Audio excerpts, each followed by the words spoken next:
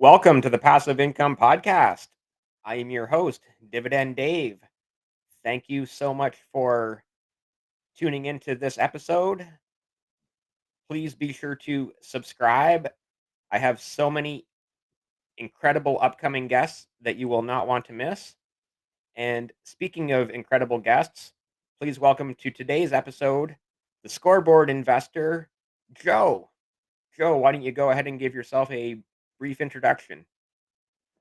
Dave, just want to start by saying thanks for having me on. I'm Joe, Scoreboard investor.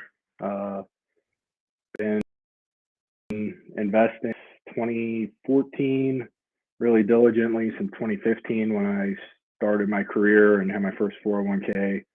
I've done a lot of different iterations of investing, trying different things and going in and out of, passive, active, robo advisors, all that stuff. But kind of been building my own portfolio, actively managing my own stuff for almost 3 years now. So that's kind of what all my post content, everything is geared towards my actively managed stuff. Right. So dividends, part of my process, things that I look for. So that's where the passive comes in. Right. Yeah, and I think we've all been there over the years of, the active and the passive and throwing money at something that your hope's going to shoot up real fast. And of course, that seldom pans out. The saying, time in the market, not timing the market. Mm-hmm. Yeah, right.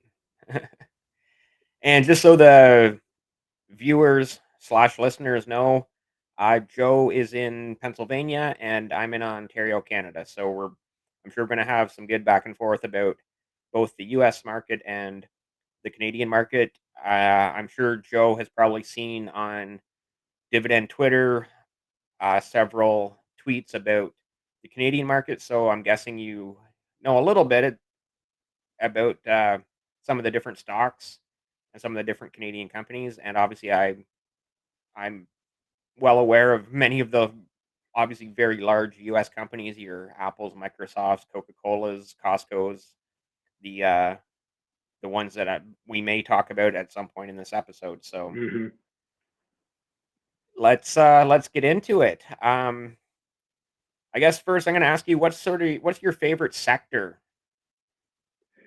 So I'm pretty defensive by nature, and I think that comes from, like I said, I've done many different, types of investing and starting off when Robinhood was first starting back in 2014, 2015, trying to find cheap, not Yeah, undervalued, but cheap, stocks that were under, 10 or so dollars a share and, you know, listening to what people were saying and just kind of buying based off hearsay and, things that were mentioned. And I wasn't dealing with a lot of money, but I was not successful. right. So, you know, That's the kind toughest of way to. stopped. That's like I don't want to say the worst, but definitely the toughest way to invest, right? Like just listening to Oh what yeah. other people might be saying about some random stock that's just pick a number, say $6 a share, and oh, it's going to double to 12, and you're thinking, well, great, if I double my money, that's great, but how often does that actually happen? Yeah. Probably not often. So no, but so that kind of pushed me as I started getting into active investing again. Really because my wife had a portfolio that was left for her, and then when we got married, kind of wanted to take care of that and build that and grow that. So I was like, okay, I need to be responsible and diligent. So Yep. really took on like a defensive approach, um, tangible, you know, products, companies that make stuff, um, companies that pay dividends, a tangible return, not just Right. banking on share price increase. So really, I'd say two sectors that I'm really drawn to most, coming back to the question, are consumer packaged goods and industrials. Uh, really like the fact repeat customers with your Cokes, your Pepsis, Yeah, those stuff like consumer that. staples. Yeah, And and there's then so many great companies in that consumer staple category. Um, I guess you could argue Johnson and Johnson or Procter and Gamble could be in a couple different sectors, but definitely companies like them that are also very popular among the American investors or other people um, from outside of the U.S. that invest in the U.S. market. The yeah, obviously those Procter and Gamble's, Johnson and Johnson's, Costco's, Coca Cola, Pepsi's, the list goes on of companies that provide those consumer staples. You could probably even throw hmm 3M into that category. oh yeah, and I kind of like what you said about you could consider some of these companies in multiple, Yeah. sectors, and I think that's really an area where you can get creative in building a portfolio because you know, I want to make sure I'm diversified. I don't want all Yep. my eggs in one basket. And so I want to be diversified across industry sectors. But then again, like you said, how do you classify? You know, I might perceive, I don't know, Tesla is a good example. Right. Is that a technology company? Is that an industrial? Is that an auto manufacturer? So, Yeah. there's some gray area. I asked the same question on a podcast a few episodes ago. I was like, "Is Tesla a car company or a technology company?" And it's like, "Both." I was like, that was literally the answer, both, hmm with a question And mark. you And they were like, "I'm not sure." and you can say the same like with Johnson and Johnson. Is it consumer packaged goods? Is Yeah. it healthcare, pharmaceuticals? Like how do you classify it? So, and I think that's really building a portfolio that is your vision and your representation really allows for Right. some of that creativity. Um, so yeah, and then so consumer packaged goods, and then also industrials. I'm an engineer, have Okay. worked in manufacturing environments for the past 6 years. So heavy equipment, tangible, physical Right. assets, you know, equipment manufacturers, uh, So things like something that. like And that Caterpillar, that probably interests you? I really like Cat. It's Yeah. been on my watch list for many, many years and just has kind of been bouncing right at the top, back and forth, and never at like the time when I go to buy is it Right. at the top because I've been trying to be very diligent with my adding new positions Yeah, because I yeah. went diversa crazy when I first started. So Yeah. so focused on being diversified that I over diversified and had It's so probably many not a bad positions thing. and so small, such small positions that like didn't really allow for anything to really show. So try to really Right. ratchet back my new position addition. Right. So, fun fact about me that I don't think any of the listeners to the Passive Income podcast would know is back in my construction days, I have operated so many different Caterpillar machines, and yeah, they're good machines, which is why they're a good company, right? hmm So that's just a little side note, I guess. Excavators, skid steers, that loaders, like anecdote, the list goes on, right? Rock trucks. that anecdotal evidence. I mean, that could be the deciding factor between two companies that go through all your screeners. If they look the same, but you have personal experience with one Yeah. over the other, I mean, Well, and definitely could play a factor. that's definitely something I've learned, and it's also part of my own personal experience, but just learn talking to people here on the podcast how so many people are invested in just things that they use on a daily basis. Again, going back hmm to your Johnson and Johnsons, right? Your baby shampoo when you've got kids, and your endless products of both J&J and Procter and Gamble that are in your hmm house, right? And Unilever, is it? Sorry, excuse me, in that category as well. So yeah, a Yeah. lot of great companies in both the consumer staples and the industrial sector. So very interesting. hmm Uh,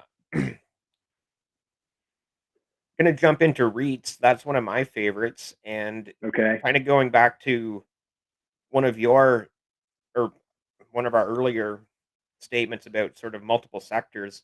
There's a very popular It's a healthcare REIT, so it's Northwest Healthcare. I just bought another 8 shares today. You may have seen my tweet about it. And yeah, it's a monthly dividend. Northwest Healthcare, so but they are technically a REIT, so they invest in healthcare properties. So it's very nice, again, that cross sector Hmm. diversification, if you will. Hmm. Um, And Go ahead. I actually invest in something similar. Care Trust is a REIT that they invest in properties for like nursing homes and things like that. Right. So again, that's kind of like a crossover Yep. healthcare REIT type, you know, opportunity there. Yep. Yeah, there's another one here called Chartwell that is exactly like that. They're a REIT, but they invest in the like the seniors homes, the long-term care, Hmm. the nursing homes. So it sounds exactly the same as the one you just mentioned. Sorry, Hmm. mention that one again. Care Trust. Yeah, CTRE is the ticker here in the U.S. Cool. Again, monthly dividend payer like most of the other REITs. Yep. I don't know. I know people really like that monthly dividend income, but I love it. for me, maybe my position sizes just aren't big enough. I mean, I'm also invested in realty income, but Right. they're okay. I guess in my perspective, I don't know. Just doesn't doesn't tickle my fancy like Mhm. CPG and industrials. Right. So sorry, you mentioned realty income as in that Yep. okay. Yeah, I see that all the time Yeah, on that's a Twitter, dividend Twitter. FinTwit favorite. Sorry, fan favorite, is that what you said? Yeah, FinTwit favorite. Yes, Dividend Twitter favorite. very much so. O is possibly the most popular, most mentioned on Div Twit for sure. Hmm. What other REITs are you interested in on your watch list? Anything Those are the further only to two that I'm invested in right now. I keep a running watch list. I don't know if I have anything else. right? Like if I read about something or somebody makes a post about an interesting company, I'll add it to my watch list and just track it. I have like Yeah. 140 different tickers on my watch list right now. So I've it's like, I fell into they're all that. I there, call it but that the watch list trap where you're all of a sudden like, you know what? I've got, like you said, 140 or whatever number on your watch list, and you at some point you got to go through that and say, okay, I'm never going to invest in this company. I'm never going to invest in this company, and cut that probably at least in half. Get it down to 70, mhm. right? And I mean, that's what I like to use my scorecard for. I have the same scorecard methodology. I apply it to my watch list as my, active portfolio. So Right. if it's not in the top, 5 to 10 companies in the list at that time, I'm not even going to look at it. I really try to focus on those high scoring, companies in my watch list, and those are really where I try to focus a lot of my energy. Um, Yeah. I don't know if So you're familiar with um, Common Stock at all. It's an app, an investing app that I'm on, and they have a watch list tool where you can like add stuff to your watch list and nice graphics and all that. So right. leading up to my next round of buys, I call my birthday buys, coming up in January. I've been over the past couple months doing monthly watch list updates, just listing my highest rated companies and kind of giving little blurbs about, this is why X, Y, and Right. Z, why it's on the list, why it's off the list, this is what's changed. So, um, really have tried to narrow it down to just a few companies being focused on in the watch list. Right. So, a couple interesting points there. That app sounds interesting, but thank you for bringing up your scorecard. So you are called the Scoreboard Investor, and on Twitter, I believe your handle is at Score BD BD, Investor. yeah. Scoreboard So let investor altogether was too long for for yeah. Twitter. I will have that obviously in the title and description of this podcast. So your Twitter handle will be easy to find for anybody that would like to follow Joe on Twitter. But please just talk a little more about the scoreboard or the scorecard that you have or that you use. Did you develop it yourself? Yeah, so I mean, I can't say that I developed mine by myself, but a lot of people talk about different rankings and scorecards and things like that. So I kind of pulled ideas from different people and places and things that I Right. read, podcasts I listened to, and you know, my goal was really to boil down my investment philosophy and strategy to a few KPIs that, these are the things. There's so much noise out there. These are the things that are important to me to make an investing decision. So, just Google Sheets. I track 5 KPIs right now. Um, so when I call my S&P rank, so Yep. scoring price movement versus historic price movement of the S&P 500 as my benchmark. Free cash flow and comparing the free cash flow to the total dividend payout to kind of prove like a dividend safety score. Wow. Um, uh, Dividend yield just compared to the average of my portfolio. So kind Mhm. of gives me like a tiered system, no dividend, dividend below average, or dividend above average. Um, and then, you know, traditional price to earnings ratio, just is this undervalued? I know there's a lot of conversation. Is that a worthwhile metric or not? But it seemed to work well for me. Yeah. And then So you just give a kind of, simple yes or no on the PE ratio? so I have, if it's under 25, everything is on a 0 to 1 scale, all these KPIs. So like the max score is 6.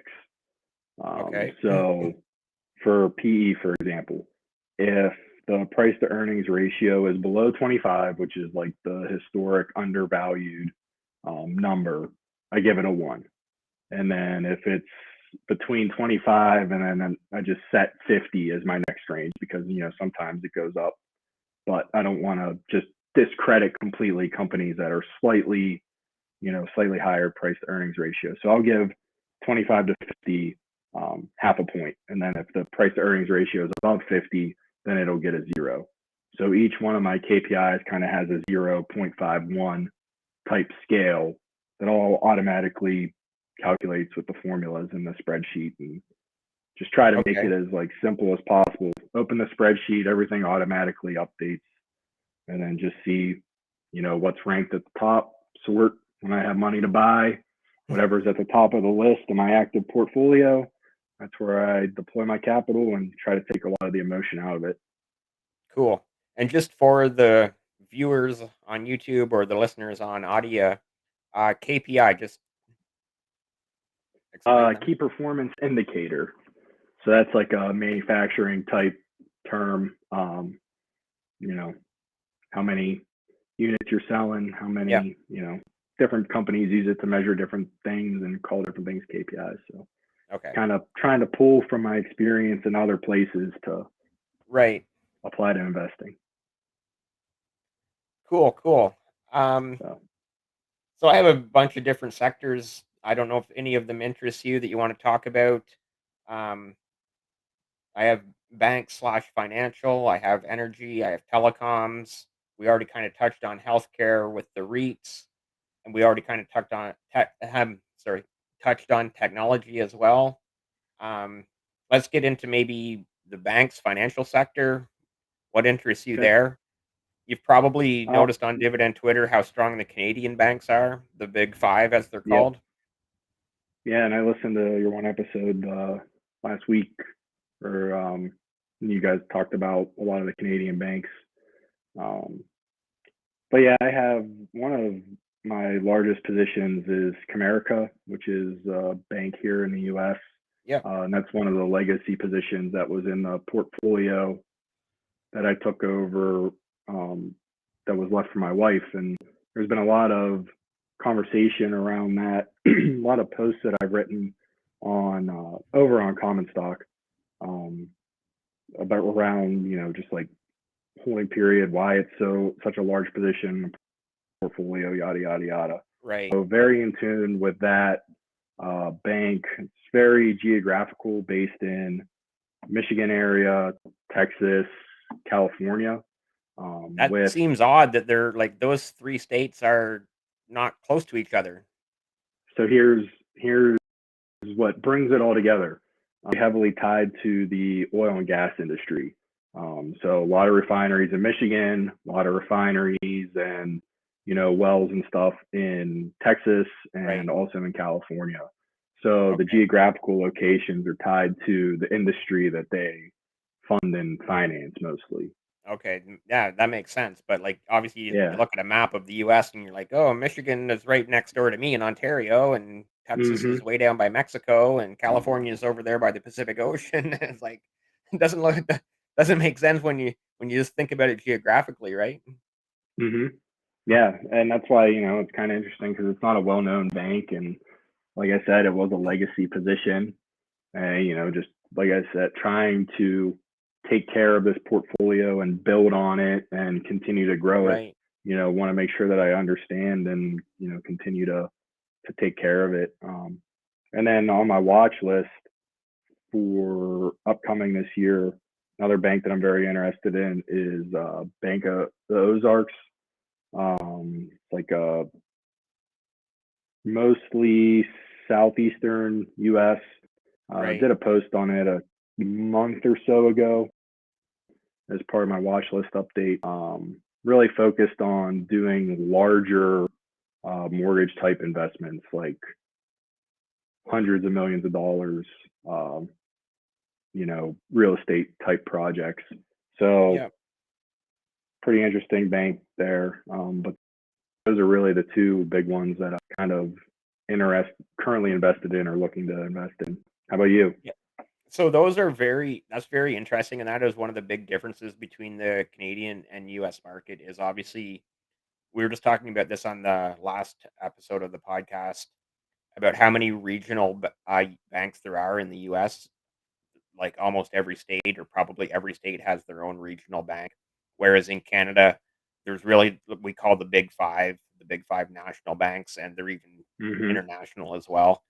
And then literally, there's only that I can think of three regional banks being Canadian Western Bank out west, National Bank, and then Caisse Populaire, which is obviously en français, so that's in Quebec. And yeah, pardon my French. um, so yeah, the big five Canadian banks, I don't own any of them outright. I do have exposure to them in an ETF. Hmm. Um, and eventually I would like to probably own any or all of them outright, but that's just a matter of you you know, y you can't buy everything all at once. It would be nice if you could, right? Yeah, you kind of can with an ETF. Um, Well, and that's just it. The this ETF that I hold has at least 4, if not all 5 of the Canadian banks, and they also have, Sun Life and Manulife, which are more like they are insurance companies, and it also has, uh, both Bell and Telus, which are telecom/media companies.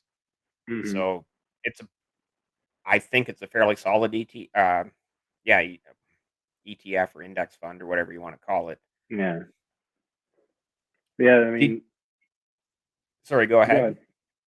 I was just No, gonna say I really like the ETF approach. I mean, you can get a basket, you know, pretty quickly right. and get a lot of exposure without having to do a lot of individual picking. Well, and And that's the beauty of the of ETFs and index funds, right? Is really mhm, someone else manages it more without you needing to worry about it too much. yeah, I used Wealthfront, which is a robo advisor here in the U.S. for probably close to 5 years. And then I rolled those over into my current accounts, and they only do ETF index investing. So I have a pretty significant, ETF index core in both my taxable brokerage and my Roth IRA right now. So definitely understand the power of, the ETFs doing your individual stock picking. right. I'm actually just trying to find the tweet about how long Canadian banks have been paying dividends for, and they're literally coming up on 200-year anniversaries of paying dividends. Oh my goodness. Yeah. So Bank of Montreal in 2029 will be their 200-year anniversary, and Bank of Nova Scotia will be, I think it's 2033 is their 200-year anniversary, and the other Wow. ones aren't far behind going into later in the century. But still, like, if you've been paying a dividend for 200 years or close to 200 years, odds are good you're a solid company. Yeah. I think I saw a tweet about something similar. What was it? It was like dividend aristocrat, dividend king, and then they were talking about the 200-year dividend. I forget That was what me. they called it. Oh, that was you? Yeah. What'd you call the 200-year dividend? I I called it 100-year dividend. I called it a dividend czar, and a 200-year Uh-huh. dividend a dividend Caesar. Yeah, that's a good one. So there it is up on the screen now. Yeah, Bank of Nova Scotia since 1833. CM is CIBC. That's Canadian Imperial Bank of Commerce. Does that say 1868?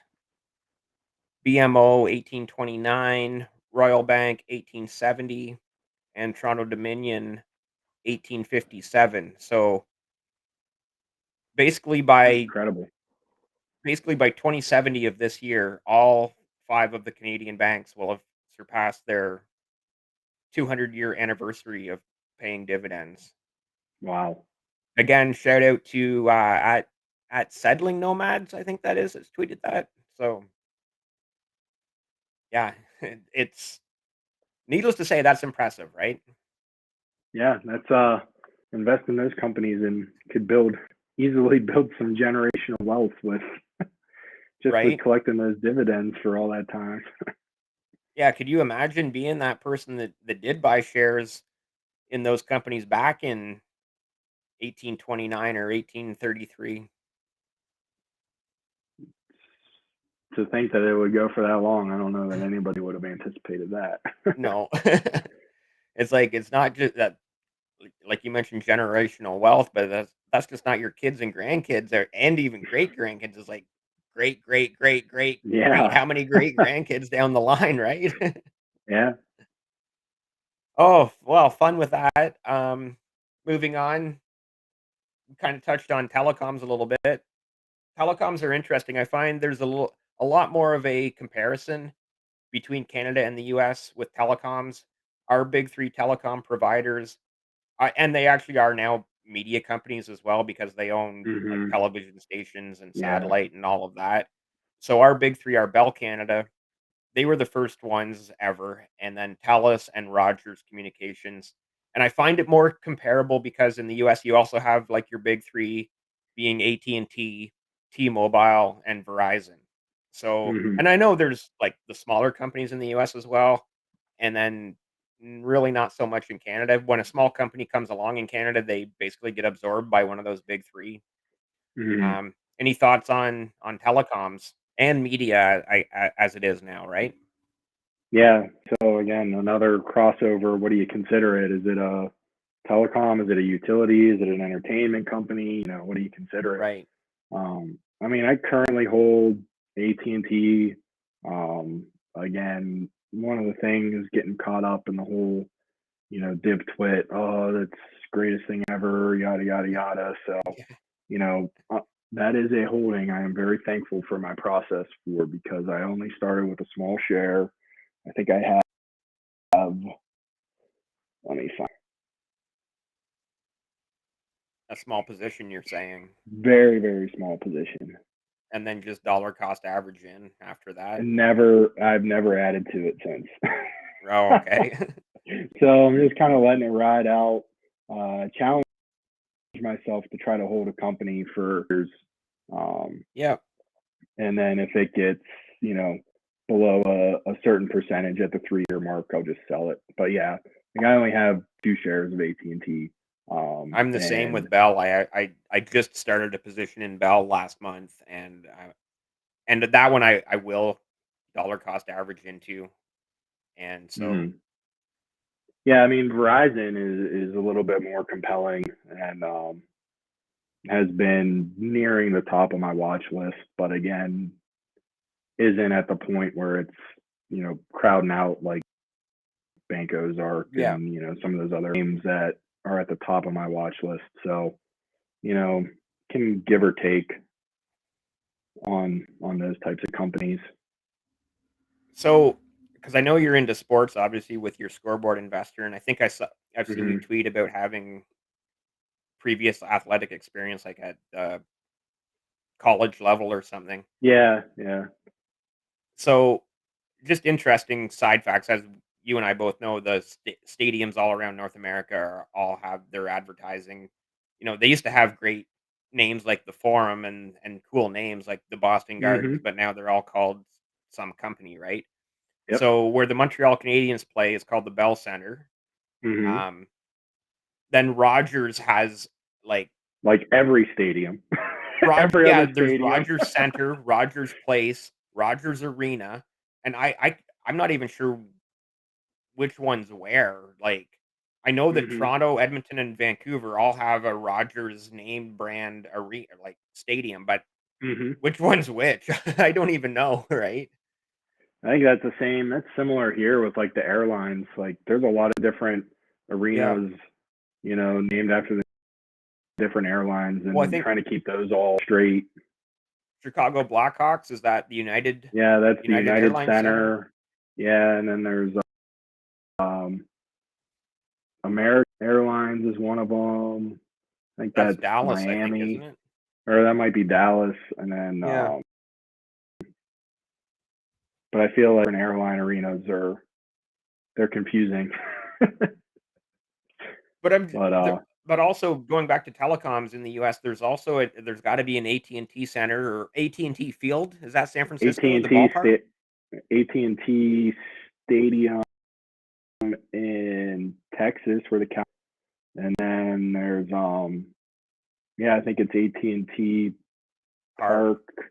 And It is that the was same in stadium San that was Francisco. Candlestick Park? No, they built a new stadium They in built the a new stadium. late Because again, '90s, going early back to they had 2000s. cool names back then. Candlestick Park, Hmm. that was a great name for a stadium. And now it's just named after a company. Well, there's been a big uproar here in Pittsburgh with where the Steelers play. It's been Heinz Field for the past 21 years, You're and right. that's Kraft Heinz, Yep. another consumer packaged goods Yep. food type company.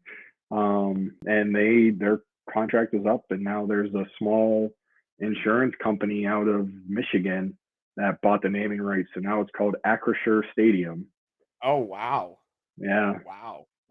and they put out some of the financial details, and Yeah. the amount of money that they got to for the stadium rights naming per year was some astronomical Right. percentage increase over what the previous deal was. So it's like, I mean, you can't blame them for wanting to make the money, but Yeah, people yeah. are sentimental and like the Oh, like the yeah, old yeah, names. for sure.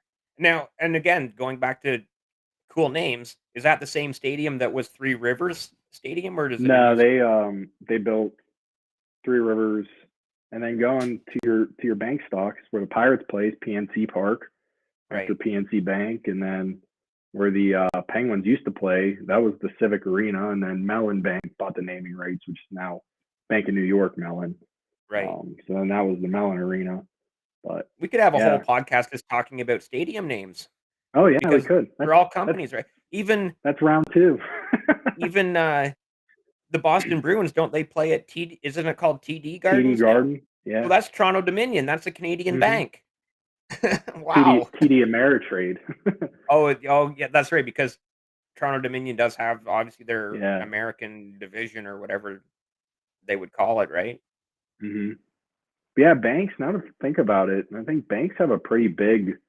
Um, Oh, yeah, because Carolina has the RBC Center. That's Royal Bank. That's another yeah, Canadian bank. and then Buffalo's HSBC. I mean, there's a lot Yeah. of banks. There are a lot of banks that have stadium naming rights. Hey, that might be a good place for people to look for Yeah, just investing ideas. oh, Who owns stadium naming rights? you might want to stay away from crypto.com arena in Oh LA. yeah, And I'm pretty sure there's probably getting back to telecoms because we got sidetracked there, but I'm pretty sure there's also like Verizon and T-Mobile have arenas or stadiums as well, right? I'm trying to think. I don't know. Oh, Verizon Center. That's Washington D.C. where the Caps play, and then Okay. T-Mobile. I think where the Seattle Mariners baseball stadium's T-Mobile Park. Yeah. Okay. So I think Again, those like, those are covered. yeah. So you're right. You could pretty much just look at the stadium names throughout North America and probably find some great stocks to buy. Not financial Yeah. advice, but hey, Hey, favorite team? Maybe. right? Hey, it, it's probably not the worst idea that anyone's ever had. No. That's interesting though. That was a fun little side adventure in our conversation Yeah. there. That was good. That was a good segment. We should someday do a whole podcast just about like research every stadium name in North America and go from there. We could easily talk for an hour Oh about yeah. that, I'm sure. Yeah.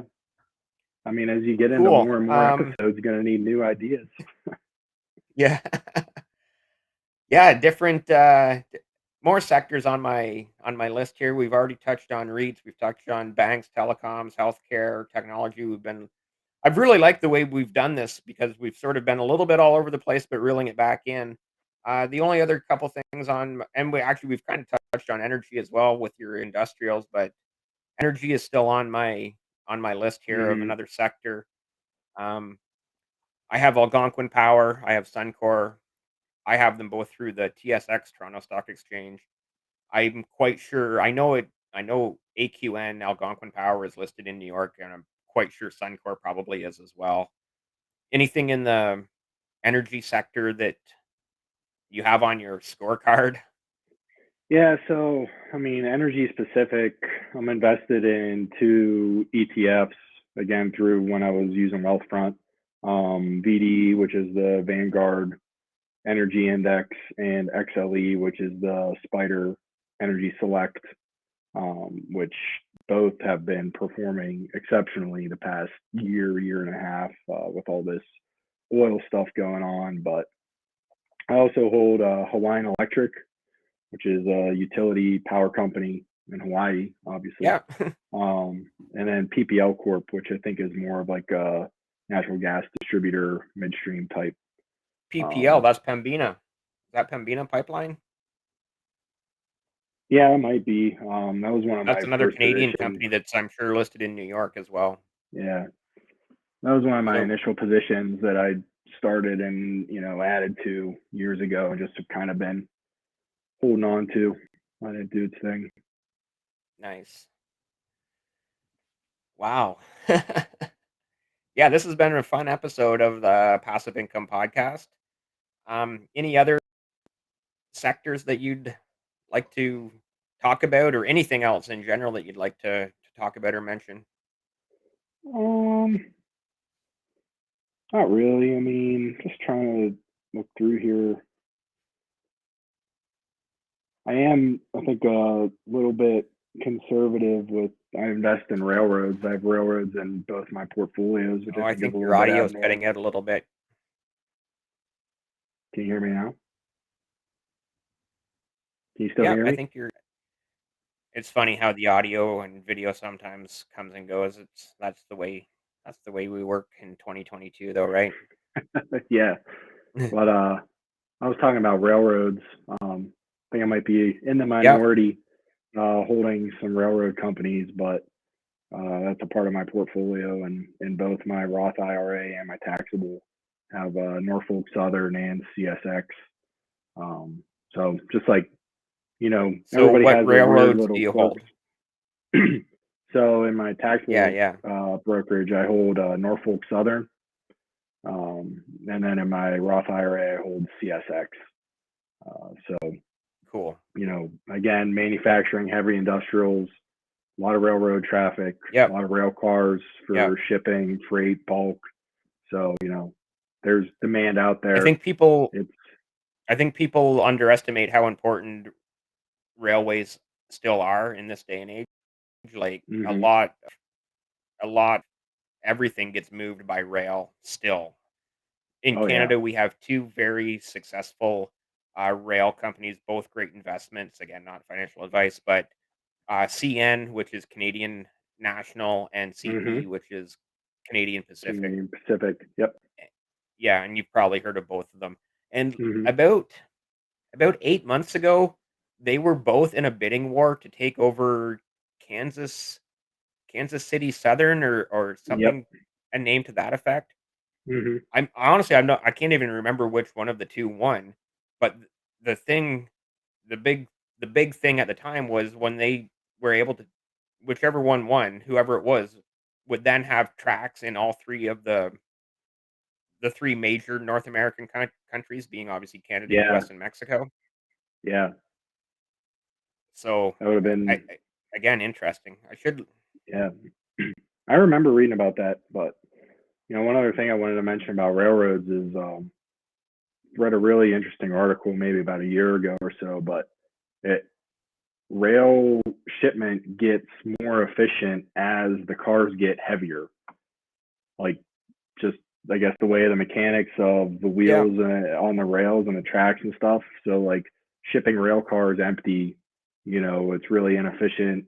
Really low fuel economy, but as you right, load it up, it gets more efficient, more effective. I mean, you think about comparing that to like a car or a truck. If you drive your truck and then you decide you're going to tow your boat, your fuel economy is going to go way down. Whereas rail, as it gets heavier, it gets more efficient, more effective. right. So it's just Yeah, something that's interesting. interesting to think about. This is actually that's a whole new, interesting sector that I don't even have on my list, but transportation, not just rail, but, trucking obviously is Oh yeah, extremely important. yeah. All that, less than full truckloads, Yeah, LTL carriers, all that stuff, all that logistics. I mean, people pay for that. I know, I do it every day. Not my money, but the company's money, and it's like, "Sorry." Yeah, Yeah. I mean, No, yeah, transportation is obviously a vital part of the economy. Um, you probably heard last winter when we had all the trucker protests going on here in oh Canada, yeah, and all of a sudden, like when it was tough to find a truck because they're all parked in downtown Ottawa, and it was like, hmm this is crazy. And obviously, hmm supply and demand, the supply goes way down, the demand stays the same, while the price is going to go up, right? So, yeah, some of the rates we paid for trucking last winter were astronomical. But yeah, it's obviously, just both trucking and rail transportation, the movement of goods cross border, absolutely vital to the North American to the hmm global economy, right? Like, hmm just and it's something people you don't think about. You're on the freeway, you see a transport, and it's just common. There's transports everywhere on the freeway. You don't think about it hmm until you get into a position like mine where that's part of your job, so you do think about it, right? Yep, yep, yeah. Okay. Any last thoughts before we wrap up? No, I don't think so. I mean, again, it's been great, enjoyable. Liked Yeah. our brief tour of North America cities Yeah, and stadiums sporting throughout North venues. America. Oh, fun, fun. What would you like to shout out? Obviously, shout out your Twitter handle. I'll have that in the title of the video and the description. But shout out your Twitter handle. Do you have anything Yeah, else you'd like to shout out? yeah. So on Twitter, Scoreboard Investor. It's at ScoreBD Investor. And then I have the same handle on all your social medias. I'm not very active on Instagram, but I have one. Right, Just created a TikTok. Haven't posted anything yet. But the other app that I mentioned that I'm very active on is Common Stock. Really great community, investing focused, positive, honest discussion. A lot Nice. of really heavy research stuff if you're interested in that. Some portfolio management type stuff. So you can find me over there as well. Um, Cool. so yeah, Okay. Thank you so much for coming on the Passive Income Podcast. If you're watching on YouTube or listening on audio, please be sure to subscribe. I have so many incredible upcoming guests that you will not want to miss. And once again, super thanks to the Scoreboard investor, Joe, for joining us on this episode of the podcast. thanks for having me, Dave. Thank you.